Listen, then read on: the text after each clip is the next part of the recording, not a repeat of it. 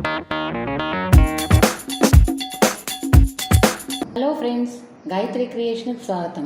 ఈరోజు మనం చందమామ కథల్లోని పంచకళ్యాణి మొదలుకోబోతున్నాం. ఒక రాజు వద్ద వీరదాసు అనేవాడు కొలువుండేవాడు. అతను రాజును చాలా భక్తి విశ్వాసాలతో సేవించి బాగుపడ్డాడు. రాజు అతని పట్ల చాలా అభిమానంగా కూడా ఉండేవాడు. దురదృష్టవశాత్తు ఒకసారి వీరదాసు కొడుకులు ముగ్గురికి రాజు కొడుకులతో కొట్లాట సంభవించింది. ఆ కొట్లాటలో రాజు కొడుకు ఒకడు చనిపోవడం కూడా తటస్థించింది. ఈ సంగతి తెలియగానే రాజు వీరదాసును పిలిపించి కఠినంగా మందలించి, నీ కొడుకులను నా కొడుకులతో జగడపడడానికి ఏమని దిగారు? నా కొడుకులు చనిపోయినందుకు నీ కొడుకులను ఈ క్షణం ఉరి తీయించగలను, కానీ అందువల్ల పోయిన నా కొడుకులు తిరిగి రాడు. అయినా వాళ్లకు శిక్ష తప్పదు. నీకు ఒక పని చెప్పబోతున్నాను, అది చాలా అపాయకరమైన పని. కానీ నువ్వు ఆ పనిని చేయకపోతే నీ కొడుకుల ప్రాణం దక్కవు అన్నాడు. నా కొడుకుల ప్రాణాల కన్నా నాకు తమ ఆజ్ఞ నెరవేర్చడమే ప్రధానం. నేను చేయవలసిన పని ఏమిటో సెలవియ్యండి అన్నాడు వీరదాసు. శ్యామలానగర రాజు దగ్గర ఒక ప్రసిద్ధమైన పంచకళ్యాణి గుర్రం ఉంది. నువ్వు నీ కొడుకులు వెళ్ళి ఆ గుర్రాన్ని పట్టుకురావాలి. ప్రయాణానికి గుర్రాలు ఇస్తాను. పని ఎలా చేసుకొస్తావో అది నీ ప్రయోజకత్వం మీద ఆధారపడి ఉంటుంది. నీవు అప్రయోజకుడివి కావు. నా పట్ల నీకు అపారమైన విశ్వాసం కూడా ఉంది. అందుచేత నిన్ను నేను శత్రువుగా కూడా చూడడం లేదు అన్నాడు రాజు. చిత్తం, రేపు ఉదయమే శ్యామల దేశానికి బయలుదేరిపోతున్నాను అన్నాడు. రాజు తనకు చెప్పిన పని అసాధ్యమైనదని అతనికి తెలుసు. శ్యామలారాజు గుర్రాన్ని తన ప్రాణం కన్నా ఎక్కువగా చూసుకుంటున్నాడు. దాన్ని ఆయన ఏ వెలకు అమ్మడు. దాన్ని దొంగిలించడం మానవ మాత్రులకు సాధ్యం కాదు. అలాంటి ప్రయత్నం చేసిన వారిని ఆ రాజు నిర్దయంగా చంపేస్తాడు. కానీ తన కొడుకుల ప్రాణాలు దక్కాలంటే వీరదాసు ఏదో విధంగా ఆ పంచకళ్యాణ్ణి తీసుకురాక తప్పదు. మర్నాడు ఉదయానికి రాజుగారు వీరదాసుకు బంగారు నాణ్యాల్లో నింపిన సంచి 4 గుర్రాలు పంపాడు. వీరదాసు అతని కొడుకులు ఆ గుర్రాల మీద శ్యామలా నగరానికి బయలుదేరారు. శ్యామలా నగరం సముద్ర తీరాన ఉంది. అక్కడికి దూర ప్రయాణమే కాక కష్టమైన ప్రయాణం కూడాను. వీరదాసు తన కొడుకులతో శ్యామలా నగరం శివార్లలో ఉన్న దేవుడి మాన్యం చేరేసరికి చీకటి పడిపోయింది. పెద్ద గుడి చుట్టూ అనేక వేల ఎకరాల దేవుడి మాన్యం, గుడికి సమీపంలోనే ధర్మకర్త గారి దేవుడి ఉంది. దాన్ని ఆనుకునే ధాన్యాగారము, ఇతర కట్టడాలు ఉన్నాయి. వాటికి ఒక పక్కగా గడ్డిమేట్లు, ఊకబస్తాలు, చిట్టు బస్తాలు కొండల్లాగా కనబడుతున్నాయి. వీరదాసు తిన్నగా ధర్మకర్త గారి దేవుడికి వెళ్ళి తనను తన కొడుకులను ఆ పెద్ద మనిషికి పరిచయం చేసుకొని, మాకు మీ నగరం కొత్త, మేము ఒక రాచకార్యం మీద బయలుదేరి వచ్చాం. ఇప్పుడు చీకటి పడిపోయింది. అందుచేత ఈ రాత్రికి మా భోజన సదుపాయాలు, పడక మీరు ఏర్పాటు చేసినట్లయితే మీ రుణం ఉంచుకోము అని చెప్పాడు. ధర్మకర్త వీరదాసు చేత ఉన్న బరువైన సంచి కేసి చూసి అందులో ఉన్నది బంగారు అని గ్రహించి, అతిథులు ఎంతటి మర్యాదకైనా తగుదురని తెలుసుకొని, మీరు అంతగా చెప్పాలా? చాలా దూరం నుంచి వచ్చారు. ఈ రాత్రికి మీకు కావలసిన విధంగా జరుపుతాను. మీలాంటి అతిథులు అరుదుగా వస్తారు అన్నాడు. వీరదాసు కొడుకులు సుఖంగా స్నానం చేసి షడ్రసోపేతంగా భోజనాలు చేసుకున్నారు. కొడుకులను వెళ్ళి పడుకోమని పంపేసి వీరదాసు ధర్మకర్తతో రహస్యంగా తాము వచ్చిన పని, దానికి ముందు నడిచిన కథ దాచకుండా చెప్పి సలహా అడిగాడు. వాళ్ళు పంచకళ్యాణి తీసుకుపోవటానికి వచ్చారని తెలియగానే ధర్మకర్త నిర్ఘాంతపోయాడు. ఆయన వీరదాస్తో, అయ్యా, మీరు వృధాగా శ్రమపడ్డారు. మీరు తలపెట్టిన కార్యం జరిగేది కాదు. తెల్లవారుతూనే మీరు తిరిగి వెళ్ళిపోవచ్చు. మా రాజుగారు ఆ గుర్రాన్ని మీకు అమ్మరు. దాన్ని దొంగిలించడం కూడా మానవ మాత్ర తరం కాదు. తెలియక ఎవరైనా అలాంటి ప్రయత్నం చేసినా వారి ప్రాణాలు దక్కవు, నిజం చెప్తున్నాను అన్నాడు. వీరదాసు దీర్ఘంగా నిట్టూర్చి, ప్రాణాపాయం గురించి ఆలోచించే స్థితిలో లేము బాబుగారు. పంచకళ్యాణ్ణి తీసుకుపోకపోతే అక్కడ మా రాజుగారు చంపేస్తారు. కాకపోతే మానవ ప్రయత్నం లేకుండా చావటం మాకు ఇష్టం లేదు. అందుచేత ప్రాణాలు పోయినా సరే పంచకళ్యాణ్ణి తస్కరించడానికే ప్రయత్నిస్తాం. మా రాజుగారి సేవలో చచ్చామన్న కీర్తి అయినా ఉంటుంది. దేశద్రోహులను మరిపించుకొని చచ్చేదానికన్నా ఇది మేలు కదా. పోతే మాకు మీరు ఒక్క సహాయం చేయవచ్చు. మమ్మల్ని ఎలాగైనా రాజుగారి అశ్వశాలలో ప్రవేశపెట్టే మార్గం చూడండి. ఈ సంచిలోని బంగారంతా మీకు ఇచ్చుకుంటాను. అశ్వశాలలో ప్రవేశించాక మా పాటలు మేము పడతామన్నాడు. ధర్మకర్త చాలాసేపు ఆలోచించి, ఈ రాత్రికే మిమ్మల్ని రాజుగారి అశ్వశాలలో ప్రవేశపెట్టగలను. రాజుగారి గుర్రాల కోసం చిట్టు పొట్టు బస్తాల్లోనికి ఎక్కిస్తున్నారు నా మనుషులు. బస్తాల్లో పెట్టి మిమ్మల్ని కూడా పంపవచ్చు. కానీ మీరు అశ్వశాలలో నుంచి ప్రాణాలతో బయటపడరు. మీ చావుకు నేను కారకుణ్ణి అవుతాననే నా విచారమంతా అన్నాడు. బాబుగారు, మమ్మల్ని ఆత్మహత్య చేసుకుంటున్న వాళ్ళ కింద జమ కట్టండి. మమ్మల్ని పొట్టు బస్తాల్లో పంపారంటే మీకు పాపం రాదు సరికదా, పుణ్యం వస్తుంది. మా మాట తీసేయకండి అని వీరదాసు ప్రాధేయపడ్డాడు. ధర్మకర్త వారు నలుగురిని తానే స్వయంగా గోతాల్లో పెట్టి వాటిని చెట్టుతో నింపి మూతులు కట్టి తన నౌకలను పిలిచి వాటిని కూడా బళ్ల మీదకెత్తించాడు. ఆయన వీరదాసుతో బంగారమున్న సంచిని తన వద్దే రహస్యంగా ఉంచుతానని, వీరదాసు తిరిగి వచ్చేటప్పుడు తప్పక తీసుకుపోవాలని అన్నాడు. దాణా బస్తాలు శ్యామలానగరంలోని అశ్వశాలలోకి చేరేసరికి అర్ధరాత్రి అయింది. అశ్వశాల వాళ్ళు బస్తాన్నింటినీ ఒక పక్కగా వేసి వెంటనే నిద్రపోయారు. అంతా సర్దుమడగగానే వీరదాసు కొడుకులు గోతాలు చించుకొని బయటకు వచ్చి ఏమాత్రం అలికిడి చేయకుండా పంచకళ్యాణి కట్టి ఉన్న కొట్టం కోసం వెతికి పట్టుకున్నారు. పంచకళ్యాణి మేలుజాతి అశ్వం కావటం చేత దాన్ని వాళ్ళు తేలికగా గుర్తించగలిగారు. అది కూడా కొత్త వాళ్ళని చూడగానే ఉద్రేకం చెంది కళ్ళు పెద్దవి చేసి చిన్నగా వణకసాగింది. ఇదేమీ గమనించకుండా వీరదాసు చప్పున దాన్ని సమీపించి దాని మెడకున్న కట్టుతాడు విప్పబోయాడు. అతని చెయ్యి తగలగానే గుర్రం గట్టిగా సకిలిస్తూ కాళ్ళు జాడించి వీరదాసును ఆయన కుకులను అన్నబోయింది. వాళ్ళు నలుగురు దూరంగా పారిపోయి తమ తలలు పగలకుండా కాపాడుకున్నారు. ఇంతలో రక్షభటులు రానే వచ్చి వీరదాసును అతని కొడుకులను పట్టి బంధించి అప్పటికప్పుడు రాజుగారి దగ్గరకు తీసుకుపోయారు. వాళ్ళు పంచకళ్యాణి కోసం వచ్చారా? తెల్లవారిదాకా అశ్వశాలలోనే బంధించి ఉంచండి, రేపు ఉదయం విచారణ చేద్దామన్నాడు రాజు. తెల్లవారగానే రాజు బందీలను తమ ఇంటికి పిలిపించి వారి కట్లు ఇప్పించి కూర్చోమని మర్యాద చేసి, మీరెవరు, ఏ కారణం చేత ఈ అపాయంలో చిక్కుకున్నారు, మీ కథ అంతా చెప్పండి అన్నాడు. వీరదాసు ఏమి దాచకుండా జరిగిందంతా చెప్పాడు. అంతా విని శ్యామలరాజు, వీరదాసు, ఇందులో నీ స్వార్థం ఏమీ లేదని నేను నమ్ముతున్నాను. కానీ మీరందరూ ఈ క్షణాన చాలా అపాయకరమైన స్థితిలో ఉన్నారు. ఇంతకన్నా అపాయకరమైన స్థితి నీకెప్పుడైనా సంభవించిందా? సంభవించి ఉన్నట్లయితే చెప్పు. దాన్ని నేను విశ్వసించగలిగితే నీ కొడుకుల్లో ఒకరిని ప్రాణాలతో వదిలేస్తాను అన్నాడు. వీరదాసు తన గత జీవిత జ్ఞాపకం తెచ్చుకొని, సంభవించింది మహారాజా అన్నాడు. అదేమిటో చెప్పు అన్నాడు రాజు. శ్యామలా నగరం రాజు అడిగిన దానికి వీరదాసు ఇలా చెప్పసాగాడు. ఇది నా బాల్యంలో జరిగింది. మా తండ్రికి విస్తారంగా భూములుండేవి. పెద్ద ఆవుల మంద ఉండేది. ఒకనాడు దూరాన పొలాల్లో ఒక ఆవు ఈనింది. మా నాన్న నన్ను ఆ ఆవును దూడను ఇంటికి తీసుకురమ్మన్నాడు. నేను సూర్యోదయాన్నే అక్కడికి వెళ్ళి దూడనెత్తుకుని బయలుదేరాను.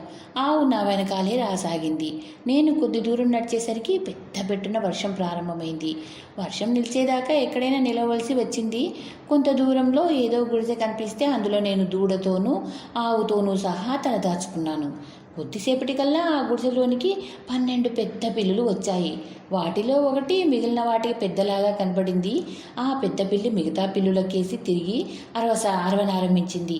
పిల్లులన్నీ ఒక్కసారిగా కోలాహలంగా కూతలు పెట్టాయి. వాటి అరుపులు చాలా భయంకరంగా ఉన్నాయి. అలా అరిచి అవన్నీ దూడ మీద పడి కొద్ది క్షణాలను దాన్ని చీల్చి తినేశాయి. నాకు వాటిని చూస్తే భయము కోపం కూడా వచ్చింది. వాటిని తరిమి కొట్టబోయాను, కానీ నాకు సాధ్యం కాలేదు. అవి నా అదిరింపులను ఏమాత్రం లక్ష్య పెట్టలేదు. తర్వాత అవి మళ్ళీ అన్నీ కలిసి పెట్టున భయంకరంగా అరిచాయి. వాటి ఆకలి ఇంకా తీరినట్టు లేదు. ఈసారి అవి ఆవు మీద పడి ఎముకలు తప్ప ఏమీ మిగలకుండా తినేశాయి. నాకు భయం జాస్తి అయింది. అవి మూడోసారి అరుపులు ఆరంభించేసరికి ఈసారి వంతు నాదేనని తెలుసుకొని కాలి సత్తువ కొద్దీ అడవిలోనికి పరిగెత్తాను. ఆ రాక్షస పిల్లులు నన్ను తరుముకుంటూ వచ్చాయి. అయినా నేను వాటికి అందకుండా పరిగెత్తిపోయి గుబురుగా ఎత్తుగా ఉన్న చెట్టెక్కి వాటికి కనబడకుండా చిటారు కొమ్మన గుబురులో దాక్కున్నాను. పిల్లులు నా జాడ తెలియక చెట్ల మధ్య చాలాసేపు కారాడాయి. అవి ప్రాణం విసిగి వెళ్ళిపోతాయేమోనే ఆశపడ్డాను.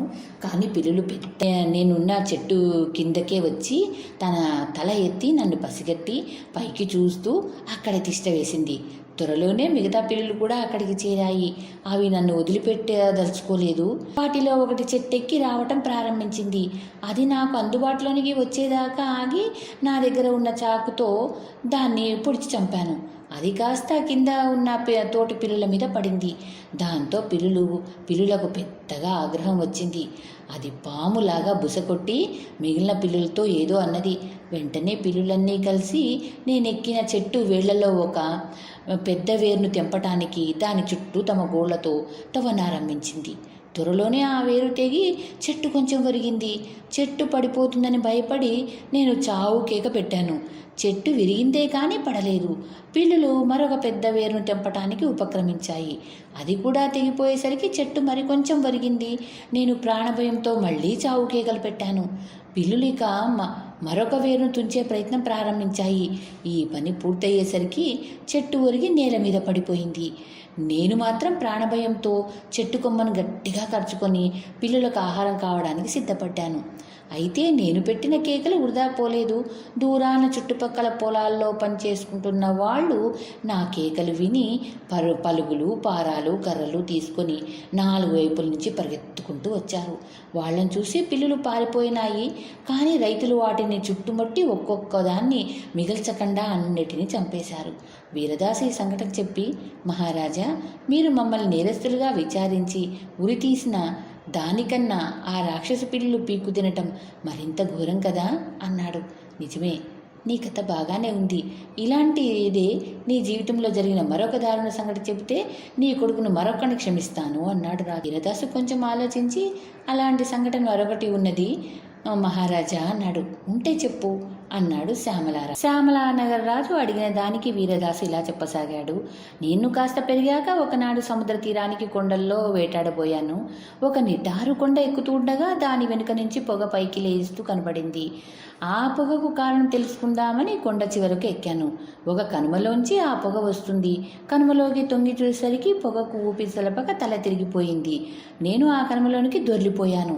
అదృష్టవశాన దెబ్బలు బలంగా తగలేదు. కానీ ఆ కనుమ నుంచి ఎలా బయటపడాలో తెలియలేదు. ఎందుకంటే కిందికి దొరికిన కొండను ఎక్కటం నాకు సాధ్యంగా కనిపించలేదు. నేను తల ఎత్తి పైకి చూశాను కానీ పక్కలకు చూడలేదు. ఇంతలో ఒక పక్క నుంచి ఏదో చప్పుడు వినిపించింది. అటు చూతును కదా, ఒక రాక్షసుడు 20 మేకలను ఒక లేడిని తోలుకుంటూ వస్తున్నాడు. వాటిని వాడు అన్నింటినీ ఒక గుహలోనికి తోలి నా దగ్గరికి వచ్చావా, నీకోసం కత్తినూరి ఉంచాను అన్నాడు. చిచి, ఎంత, నీకు ఒక కింది కూడా చాలను. అయితే నీ కన్ను ఒకటి పోయినట్టుంది. నేను కంటి వైద్యంలో నిపుణ్ణి, పోయిన నీ కన్ను తెప్పిస్తాను అన్నాను. వాడు సరే అన్నాడు. నేను వాడి చేత గంగాళంలో నీరు కాగబెట్టించి అందులో వాడిని కూర్చోవని గుప్పెడు గడ్డి మొక్కలు తెచ్చి వాడి కళ్ళకు పట్టి వేస్తున్నట్లు చేస్తూ వాడి మంచి కన్నును కూడా పొడి చేశాను. నేను తన్ను గుడ్డివాడిని చేశానని గ్రహించగానే వాడు గంగాళం నుంచి ఒక్క దూకు దూకి వెళ్ళి గృహద్వారానికి అడ్డంగా కూర్చున్నాడు.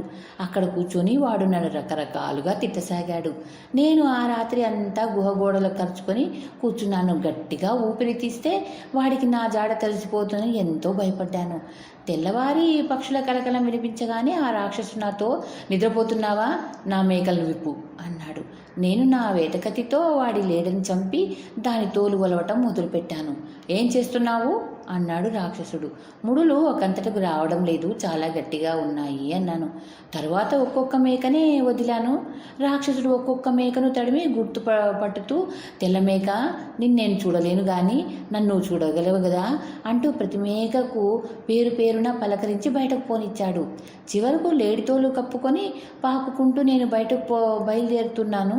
రాక్షసుడు లేడి చర్మం మీద నిమిరి, అయ్యా నా లేడీ, నేను నిన్ను చూడలేను కానీ నువ్వు నన్ను చూడగలవు కదా అంటూ నన్ను బయటికి పోనిచ్చాడు.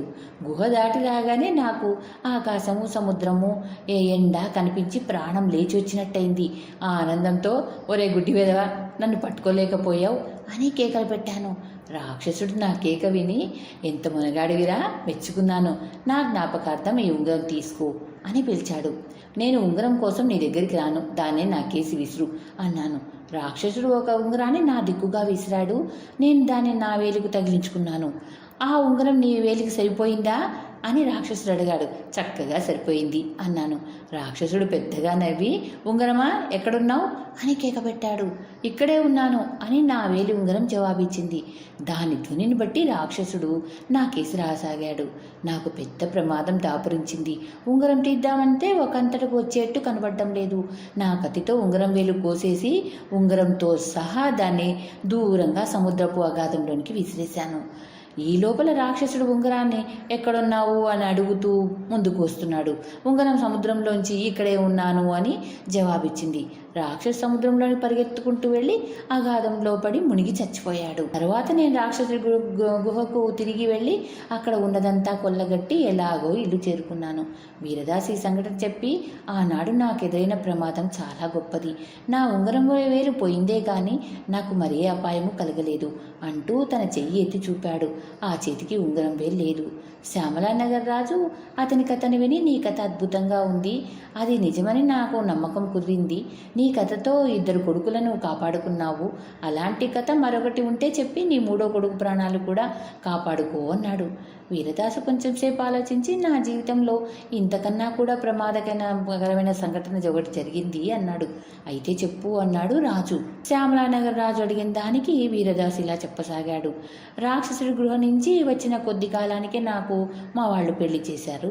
నేను కూడా సంచారాలు కట్టిపెట్టి ఇంటి పట్టునే ఉంటూ వచ్చాను. కానీ తిరిగే కాలు ఊరుకుంటుందా? ఒకనాడు సముద్ర తీరాన వేటాడపోయాను. సముద్రం ఒడ్డున ఒక అందమైన పడవ కనిపించింది. అది ఏమిటో చూద్దామని అందులోనికి ఎక్కాను. దాని లోపల ఎంతో విలువగల వస్తువులు, అందమైన వస్తువులు అనేకంగా ఉన్నాయి. వాటిని చూసి ఆనందపడే సమయంలో పడవ దానికదే కదిలి సముద్రం మీదకి ప్రయాణమైంది. నేను ఈ సంగతి గమనించేసరికి పడవ సముద్రం మీద అమిత వేగంగా పోతుంది. కానీ నేనేమీ కంగారు పడలేదు. అది అలా వెళ్ళి ఒక దీవిని చేరుకొని దాని ఒడ్డున ఒరుసుకొని ఆగిపోయింది. ఆ దీవి నేనెప్పుడూ చూడలేదు. అక్కడ ఏముందో చూద్దామని పడవలో నుంచి ఒడ్డుకు దిగాను. వెంటనే ఆ పడవ గిరుక్కున తిరిగి వచ్చిన దారినే వెళ్ళిపోయింది. నేను ఆ దీవి మీద చిక్కుబడిపోయాను. దీవి మీద ఎక్కడా నరసంచారం ఉన్నట్టు లేదు. కనుచూపు మేరలో ఒక్క ఇల్లు కూడా లేదు. నేను సముద్ర తీరం నుంచి ఒక గట్టు ఎక్కేసరికి ఆ ఎత్తైన పీఠభూమి కనబడింది. నేను అక్కడికి చేరుతూనే స్తంభించిపోయాను. ఎందుకంటే చెట్ల మధ్య ఖాళీ స్థలంలో ఒక స్త్రీ ఒక పసిపిల్లవాడి కంఠానికి కత్తిమొన ఆనించి పొడవబోతుంది. ఆ పిల్లవాడు కేరింతలు కొడుతూ తళతళలాడే ఆ కత్తిని తన చిన్ని చేతులతో పట్టుకోవాలని ప్రయత్నిస్తున్నాడు. అది చూసి ఆ స్త్రీ కత్తి అవతల పారేసి గుండెలు పగేట్లు ఏడుస్తుంది. నా వల్ల కాదు అన్నది. నేను ఆమె దుస్థితి గ్రహించి దగ్గరికి వెళ్ళి, ఇక్కడ ఏం చేస్తున్నావు అని అడిగాను. ఆమె నా గొంతు విని పిల్లవాడిని తన గుండెల కదుముకుంటూ లేచి పారిపోబోయింది. కానీ నేను పరిగెత్తి వెళ్ళి ఆమెను చేరుకొని, భయపడకు, నేను నీ స్థితిలో ఉన్నాను అని చెప్పాను. అది నిజమే, కానీ ఇక్కడికి ఎలా వచ్చావు అని ఆమె అడిగింది. నేను ఆ అనుభవం అంతా చెప్పాను. నేను కూడా నీలాగే ఇక్కడికి అనుకోకుండా వచ్చి చేరాను. పిల్లాడిని ఎత్తుకొని సముద్ర తీరాన నడుస్తూ పడవను చూసి నేరకు అందులోనికి అడుగు పెట్టాను. ఏమి జరిగింది తెలుసుకునే లోపల పడవ ఈ దీవికి చేరింది. దీవిలోకి అడుగు పెట్టడం ప్రమాదమని నేను కల్లో కూడా అనుకోలేదు. నేను దిగిన మరుక్షణం పడవ వెళ్ళిపోయింది. ఇక్కడ చిక్కుబడిపోయాను. నువ్వైనా ఇక్కడి నుంచి తప్పించుకుపోలేవు అన్నదాన్ని. ఆమె వెనకగా నేను రాళ్లతో కట్టిన ఒక వంట ఇంట్లోకి నడిచాను. అందులో ఒక పక్కగా పెద్ద గంగాళం ఉంది. దాని కింద కొద్దిపాటి మంట ఉంది. నీ కొడుకును ఎందుకు చంపబోయావు అని అడిగాను. నా ప్రారంధం, ఏమని చెప్పను? వీడిని రాక్షసుడికి వండి పెట్టాలి, అందుకే గంగాళం కింద మంట వేశాను అన్నదామె కన్నీరు కాస్తూ.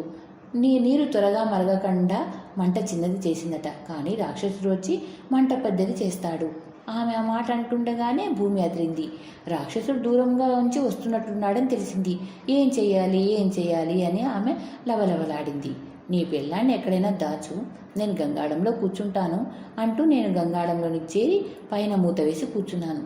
అదృష్టవశాలు నీరు ఇంకా అంతగా వేడెక్కలేదు. రాక్షసుడు వస్తూనే ఆమెను, పిల్లాన్ని ఉడకబెట్టావా అని అడిగాడు. ఇంకా నీరు మసలు పట్టలేదు అందామె.